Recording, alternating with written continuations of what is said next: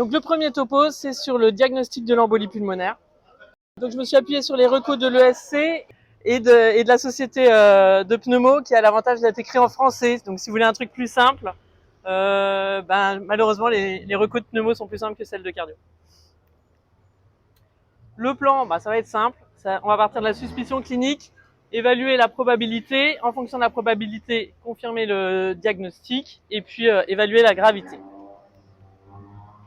Donc la suspicion clinique, on est d'accord que les embolies pulmonaires, c'est un petit peu bâtard, ça peut donner un peu tout comme symptômes.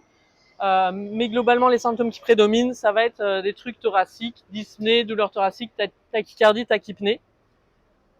Et du coup, en gros, ça va être des symptômes thoraciques sans autre cause évidente. Si vous avez mal dans la poitrine et que vous êtes essoufflé, mais que vous avez un pneumothorax à la radio, par exemple, ce n'est pas une embolie pulmonaire. Voilà, il y a d'autres petits signes que je vous ai mis. Mais bon, en vrai, c'est un petit peu bâtard, on le sait tous. Je vous ai pas parlé du terrain parce que les autres, ils ont mis plein de diapos dessus. Donc, une fois qu'on a évoqué le P, il faut faire une évaluation de la probabilité. Donc ça, soit on le fait au pif, mais ça marche pas très bien. Soit on utilise un score qui a été évalué par des professionnels, comme le score de Genève, qui est assez simple. C'est un score avec des arguments cliniques, avec une dizaine de points, et qui va vous permettre de catégoriser votre patient en probabilité faible, intermédiaire et élevée. Et à côté, je vous ai mis le pourcentage, enfin la prévalence de P dans chaque groupe. Donc sur une prévalence faible, on est à entre 4 et 15% d'embolie pulmonaire et élevé plus de 80%. Ok, ça c'est vraiment très important parce que la démarche diagnostique va en découler. Sur les recos, ils ont rajouté une petite règle que je connaissais pas, c'est la règle PERC. Si vous avez un score de probabilité, enfin faible, donc je rappelle, faible c'est 4 à 15% d'embolie pulmonaire, eh bien vous devez répondre à ces 8 questions. Et si vous avez répondu non à toutes ces questions, eh ben c'est que c'est pas une embolie pulmonaire. Et vous arrêtez là les investigations. Donc voilà, on en est là dans nos petits arbres diagnostiques. On a évoqué l'embolie pulmonaire, on a fait la probabilité clinique. Si on avait un score faible, on a fait le score de PERC. Et si on est faible ou intermédiaire, on va doser les dédimères.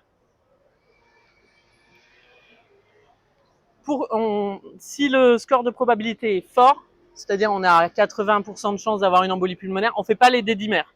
D'accord? Ça ne sert à rien, c'est une perte de temps. Et puis, je rappelle que la valeur prédictive négative, donc la faculté d'un test à éliminer, à exclure un diagnostic, elle est fonction de la prévalence. Donc, elle va être excellente sur les probabilités basses et intermédiaires, mais sur les probabilités hautes, en fait, on a 15% de perte en faisant les dédimères. Donc, en fait, c'est une perte de temps et c'est une perte de chance pour le patient. Donc, il ne faut pas faire les dédimères sur les probabilités élevées. Le seuil de diagnostic, je pense que vous le savez, il est de 500. Après 50 ans, il y a un nouveau score en fonction de l'âge, c'est l'âge x 10. Alors c'est assez facile, du coup 60 ans, ça fait 600, 70 ans, ça fait 700. Je vous les fais pas tous, je suis sûr que vous les avez. Et je rappelle que ce test a vraiment une sensibilité extrêmement faible. Vous prenez 100 patients dans vos urgences. Non, je déconne, il n'y a pas d'urgentiste. 100 patients, et bien dessus, il y en a 40 qui vont avoir des dédimères positives alors qu'ils n'ont pas d'embolie pulmonaire. Donc, il ne faut pas les faire sans raison, sinon vous allez avoir des positives et vous allez créer des examens complémentaires. Il faut les faire pour les scores intermédiaires ou faibles sans critères PERC. Ok? Avec critères. J'ai rien compris. Tu as dit qu'il n'y avait aucune réponse PERC, on faisait pas. Ouais, je sais plus si c'est positif ou négatif, mais quand tu as bien respecté les petits clous. Une fois qu'on en est là, si on a des dédimères positives ou si on a une suspicion forte, eh bien, on va aller à l'angioscanner thoracique. S'il est positif, eh ben, on est content, on a une EP. S'il est négatif, on n'a pas d'EP. Mais en fait, ils mettent un petit bémol dans les recos. C'est-à-dire que si vous avez une suspicion forte, mais que l'angioscanner est négatif, il faut faire relire l'angioscan par un radiolangue entraîné. Je dis pas que c'est surtout valable ici, mais En tout cas, c'est écrit dans les recos. Tout le monde. Ou éventuellement faire d'autres examens. Et ils mettent également que pour les autres, là, les probabilités intermédiaires, si votre angioscan est non contributif, il faut aussi aller chercher plus loin. Petit complément sur le scanner, ça c'est vraiment le message du cardiologue, quoi. Le scanner est de la néphro, de la faisant en fonction de néphro. Le scanner, ça utilise de l'iode, alors arrêtez d'en balancer à n'importe qui. Le scanner, ça nécessite d'être allongé et en apnée. On y reviendra, mais en fait, ça ne correspond pas à tout le monde en phase aiguë. On injecte le produit très rapidement. Il y a des allergies et évidemment, c'est contre-indiqué dans les grossesses. Donc, s'il vous plaît, faites attention aux OAP. Je l'avais dit sur la première diapo, quand on a des syndromes thoraciques, ça peut être une embolie pulmonaire, sauf si on a une autre cause. Et si on a un OAP, on a une autre cause. Donc, on arrête d'injecter les scanners. Donc je l'ai dit, il faut faire relire si jamais on a une forte suspicion d'un scanner négatif ou si le scanner est non contributif. Et pourquoi on a des scanners non contributifs? Ça c'est très simple, c'est parce qu'on envoie les patients trop tôt, qui tiennent pas l'apnée, qui tiennent pas allongés, avec des cathéters de merde sur lesquels on peut pas injecter un bon débit. Donc en fait il vaut mieux, on y reviendra après, mais commencer le traitement, commencer l'héparine, calmer un peu le jeu, stabiliser le patient et l'envoyer dans de bonnes conditions au scanner de façon à avoir un scanner qui va couvrir les bases et l'ensemble du parenchyme et de l'arbre vasculaire. Bon, ça c'est une super diapo, mais comme je vous donnerai le topo, vous l'aurez. Les autres examens qu'on peut utiliser à visée diagnostique, vous l'aurez remarqué, ils ne sont pas dans l'arbre décisionnel des recos. On va en parler comme ça, pour rigoler. Donc on a par exemple l'ECG. Moi j'aime bien les autres CG parce que je suis cardiologue. Le signe le plus fréquent, c'est la tachycardie. On a entre 30 et 40% de tachycardie. Vous conviendrez aisément qu'en fait, on pouvait l'avoir au pouls. On n'était pas forcément obligé de faire un ECG, mais bon. Qu'est-ce qu'on a sur le CG en cas d'EP? On peut avoir des signes non spécifiques d'atteinte du VD, qui sont le S5-3 et le bloc de branche droit. Ils sont pas spécifiques. On peut l'avoir dans la BPCO, on peut l'avoir dans toutes sortes de pathologies. Ils sont assez rares, et quand on les a à cause de l'embolie pulmonaire, c'est que c'est grave. C'est aussi un bon examen pour les diagnostics différentiels, genre le SCA et ce genre de choses. Alors, la radio de poumon, c'est assez aspécifique. Il existe des tas de signes, une espèce d'atéectasie, l'élévation de la coupole, l'absence de vascularisation, que les anciens savaient lire. Nous, on ne sait plus lire. Enfin bref, il y a des signes quand même pour l'embolie pulmonaire. Julie, il y a un bouquin là. Tu peux me le filer? Ouais. Alors, si jamais ça vous intéresse, ça, c'est le livre du cardiologue d'Anjouan, c'est mon chouchou. Il est trop bien. Et dedans, il y a un cas clinique d'embolie pulmonaire et il le dépiste à la radio. Il est trop fort. Voilà. Ça sert surtout pour les diagnostics différentiels. Les gaz du sang, je voulais vous en parler parce qu'en fait, dans les scores diagnostiques et tout, on va parler de la saturation, de la fréquence respiratoire et de la cyanose. Toutes ces choses-là, c'est des trucs qu'on ne retrouve pas sur les gaz du sang. Les gaz du sang, à aucun moment donné, ils apparaissent dans les critères diagnostiques. C'est assez peu sensible, assez peu spécifique. On retrouve une hypoxie et une hypocapnie, bon bah comme dans tout effet shunt. L'hypoxie, finalement, on peut le voir avec l'oxymétrie au doigt, et l'hypocapnie, on peut le voir avec la fréquence respiratoire. Moi, je trouve que ça fait mal, qu'en plus il y a un risque sur l'artère. Je rappelle que quand on fait des gaz du sang, on est censé faire une manœuvre d'haleine initialement pour vérifier que l'artère cubitale prend le relais de la radiale. En pratique, j'ai pas l'impression que ça soit fait dans 100% des cas. Vous ferez moins les malins quand vous verrez une thrombose de radiale. Alors ça, c'était mon point de vue, je trouve que ça sert à rien. Malheureusement, cet après-midi, j'ai parlé avec la pneumo. Ah, ça marche pas. Oni, la pneumo, elle m'a dit, ne dis pas que les gaz du sang, c'est de la merde. Donc, docilement, il y a quand même un intérêt. Il y a un intérêt quand le patient est dyspnéique, mais sans désaturation, en particulier s'il est jeune, parce qu'il hyperventile et qu'il compense. Donc, vous pouvez le voir sur les gaz du sang. Ça a un intérêt pour la gravité, en particulier s'il a une hypoxie.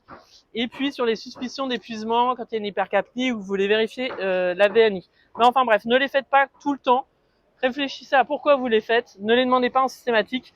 Ça fait mal et ça sert pas forcément à grand chose. Mais ça sert des fois, parce que Oni l'a dit. Je rappelle qu'il y a des pas d'accord pour cette photo. Le Doppler veineux du membre inférieur, pourquoi je le mets dans l'embolie pulmonaire? Eh bien parce qu'en fait dans les recos, si jamais vous avez un thrombus proximal et des symptômes thoraciques, eh bien en fait vous pouvez arrêter les investigations. Vous avez prouvé votre embolie pulmonaire, vous n'êtes pas obligé d'aller à l'angioscan. C'est un examen qui est non invasif. Par contre, il nous faut un angiologue. En ce moment, on en a un, mais c'est pas tout le temps le cas. Hop, c'est la petite diapo que je vous ai passée vite tout à l'heure. Du coup, elle est floue parce que je l'ai mis petit, mais le Doppler, il est ici. Et vous voyez que pour confirmer un diagnostic, ça marche quelle que soit la probabilité clinique. Donc, c'est vraiment un bon examen. L'échographie, parce que ça, je sais, il y a beaucoup de gens qui la demandent. Ça m'énerve. C'est écrit dans les recos en toutes lettres. Pas de TT à visée diagnostique pour le patient stable. C'est important qu'ils aient écrit ça, c'est parce que ça sert à rien. Et en plus, ça m'énerve. On peut le faire pour le patient qui est intransportable, à qui on ne peut pas faire grand-chose de plus. Ah oui, j'avais oublié de dire au tout début du topo, mais je vous parle pas de l'EP en choc, instable, etc. Je parle que de l'EP que de l'EP stable. Et ça va donner des signes de dilatation du VD, de cœur pulmonaire chronique, aigu, enfin très aspécifique. Hop, c'est toujours ma petite diapo. Vous verrez que pour les critères diagnostiques, aucunement on ne voit apparaître le TT, donc il ne faut pas la demander. Et alors ça c'était pour exclure des diagnostics, donc ça sert à rien. Et pour confirmer le diagnostic, on voit le TT, elle est tout en bas ici, et on voit que ça ne sert à rien aussi, d'accord? Donc faut pas la demander. Et après je gueule sur Julie, c'est la mauvaise ambiance dans le service, enfin c'est terrible. Vous vous rendez pas compte de ce que ça provoque. Enfin, la bio, la troponine et les BNP, c'est des marqueurs non spécifiques de souffrance cardiaque. Ils n'ont pas d'intérêt diagnostique parce qu'ils sont trop peu spécifiques. Par contre, ils ont un intérêt dans le bilan de gravité et on y reviendra après. Donc normalement, à ce stade-là de diagnostic, on ne devrait pas les doser. On est à Mayotte, le bilan, il peut mettre longtemps à arriver. Si on veut le piquer en même temps que les dédimères, je comprendrais. Ça, c'est un autre arbre diagnostique, c'est si on a une scintille. Je l'ai mis pour les internes qui ne seront pas bloqués toute leur vie à Mayotte. Donc, si vous arrivez dans un plateau technique conséquent, vous pouvez utiliser le Doppler, vous pouvez utiliser la scintille, c'est formidable. Et ça, c'est pour les femmes enceintes. Mais comme j'ai oublié d'inviter les sages-femmes, il n'y en a pas. Pour les femmes enceintes, on peut utiliser les dédimères. Il faut essayer d'utiliser au maximum l'écho Doppler veineuse parce que si vous prouvez le diagnostic, au moins vous êtes tranquille. Et il faut privilégier la scintille à l'angioscan, mais bon, on l'a pas ici. Donc, c'était une diapo informative. Ah, ça c'est une diapo très très intéressante. Attention, ceux qui s'étaient endormis, réveillez-vous. C'est le délai avec lequel on introduit le traitement. Si le patient n'a pas de contre-indication aux anticoagulants et qu'on a une forte suspicion, eh bien, il faut introduire le traitement immédiatement. En fait, il n'y a pas d'urgence à faire le diagnostic. Par contre, il y en a une à traiter. Donc, traitez votre patient, prenez votre temps pour faire un scan de qualité. Voilà. Si vous avez une EP probabilité intermédiaire, il faut mettre le traitement si vous n'avez pas de possibilité de confirmer dans les 4 heures. Et pour les probabilités faibles, si vous n'avez pas de possibilité de confirmer le diagnostic dans les 24 heures. Et pour les patients à haut risque hémorragique, on ne met pas le traitement pour rien, mais on essaye de confirmer dans les 4 heures le diagnostic.